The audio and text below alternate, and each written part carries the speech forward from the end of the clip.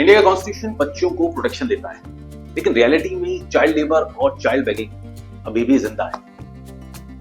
आज child labour factories से shift होकर इनफॉर्मल सेक्टर्स में आ गया है। Dhabas, construction sites, domestic work और स्ट्रीट वेंडिंग में चाइल्ड बेगिंग भी एक ऑर्गेनाइज सिस्टम बन चुका है, जहां चिल्ड्रन को एक्सप्लॉइट किया जाता है। इस प्रॉब्लम के रूट कॉजेस हैं poverty, migration, lack of schooling और वीक एनफोर्समेंट।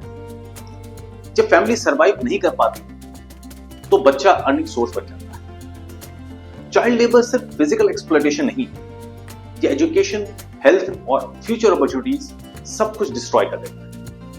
एक बार बच्चा सिस्टम से बाहर हो गया तो पॉवर्टी का साइकिल रिपीट होता है। सिर्फ रेस्क्यू ऑपरेशंस काफी नहीं होते, रिहैबिलिटेशन, स्कूलिंग, स्किल ट्रेनिंग और फैमिली सपोर्ट इक्वली इंपॉर्टेंट है।